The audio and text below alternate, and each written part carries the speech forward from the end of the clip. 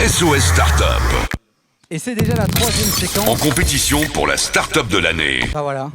10 minutes, ça c'est juste après, attendez, patientez, parce que là maintenant c'est d'abord la troisième séquence SOS Startup et on va parler visibilité, parce que c'est bien d'avoir de l'argent, c'est bien de développer son projet, mais si on ne sait pas le faire connaître, ça ne sert à rien. Et aujourd'hui, autour de la table, on a du beau monde, on a notamment Didier du journal Le Soir. Bonsoir Didier. Alors Didier, j'ai ma startup, c'est génial, mais comment faire pour que vous parliez de moi ?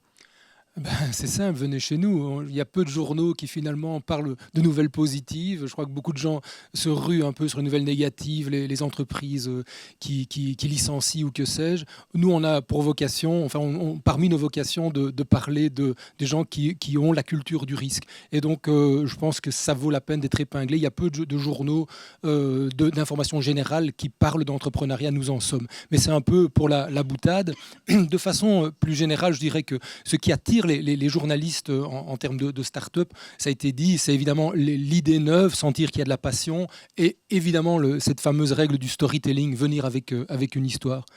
Mon vrai conseil aux entrepreneurs, c'est pas de communiquer sur un produit existant ou un service existant. J'ai envie de leur dire, commencez par la communication.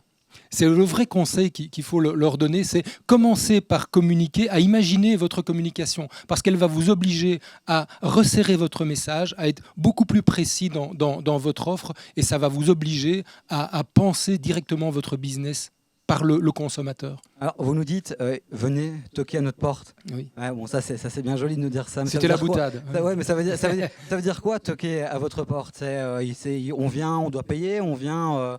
et voilà, vous pouvez toujours payer, mais c'est un autre service. Ouais, nos journalistes ont vraiment... Ce qui m'intéresse, c'est de ne pas payer. Voilà, évidemment. Nos journalistes ont pour premier conseil déontologique de ne pas se faire payer. On essaie de s'y tenir. Mais on a un autre service qui s'appelle notre service commercial, mais je pense que ce n'est pas le sens de votre question. Votre question, c'est comment passer la rampe auprès des journalistes. Je vous ai donné 2 ou 3 conseils. L'innovation, c'est vraiment pour moi l'élément clé qui peut convaincre un journaliste. Comment le journaliste réfléchit par rapport à ses lecteurs. Le journaliste est au service de ses lecteurs. Il veut voir dans quelle mesure une entreprise répond à un besoin de ses lecteurs. Ça, c'est le conseil phare. Et évidemment, nous avons, les portes de nos 100 journalistes peuvent aussi être ouvertes pour des gens qui se lancent. Alors, j'ai essayé de contacter vos journalistes. J'ai appelé votre centrale. C'est difficile d'avoir les mails de vos journalistes. Comment est-ce qu'on les trouve ? Prénom.nom@lesoir.be. Ah ben voilà. Et ça c'est du conseil concret. Merci. C'est du concret. Didier, alors, on vient de parler de presse écrite, mais il y a aussi maintenant les médias sur le web qui se développent énormément. Et il y a avec nous Maxime Samin de Digimédia. Bonjour Maxime. Oui. Alors la presse écrite, le web, comment est-ce qu'on fait en sorte pour que vous parliez de nous chez Digimédia ? On nous invite à manger, ça marche. Non mais le principe de base, c'est d'établir une relation avec le journaliste. C'est un humain, donc il a faim aussi, il faut l'inviter à manger, mais il faut établir une relation dans le sens où ça peut être le meilleur ambassadeur pour votre start-up, bien plus qu'une publicité, bien plus que n'importe quel consommateur. Ça peut être un relais fantastique pour vos startups et c'est un aspect qui est généralement assez fort négligé par les startups et il faut arriver à désigner quelqu'un dans son équipe qui s'occupe de la communication avec les journalistes, qui va les voir et qui établit une relation avec eux et qui est le relais auprès de la presse. D'après moi, c'est le plus important à faire. Et concrètement, c'est quoi établir une relation ? À part les inviter à manger au restaurant du coin ? C'est tout con, mais il faut aller manger avec eux, il faut parler avec eux, voir... En tant que consommateur, c'est aussi des consommateurs les journalistes, donc il faut qu'ils aiment votre produit comme un vrai consommateur. Donc voir quels sont leurs besoins, quelles critiques ils ont, parce qu'ils ont déjà vu défiler 300 qui ont eu la même idée que vous avant. Donc ils savent très bien de quoi ils parlent, en principe. Et ils pourront vous donner de très bons conseils aussi.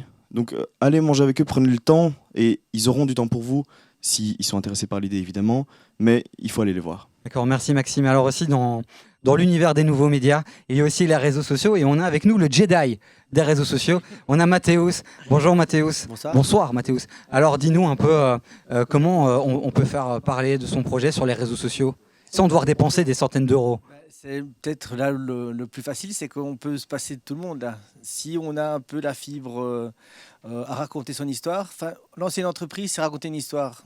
Et plus l'histoire est belle, plus elle peut intéresser les gens.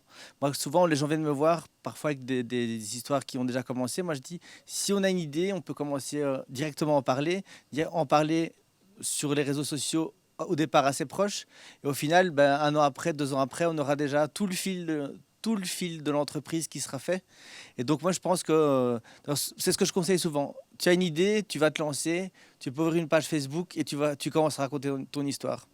Et ça aide aussi, le fait de devoir raconter son histoire, justement comme Didier tout à l'heure disait, ça oblige à affiner le message. C'est-à-dire que dès qu'on écrit ou qu'on raconte dans une vidéo ou ailleurs, eh bien on doit définir quelque chose. Et donc c'est plus juste un truc vague, je vais faire ça peut-être, oui, non.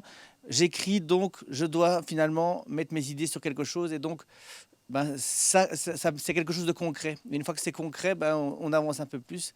Et donc voilà, Twitter, Facebook et autres, c'est le bon chemin pour commencer une entreprise. Merci Mathéus, merci à tous pour vos conseils. Le mot que je retiens finalement, c'est histoire, storytelling.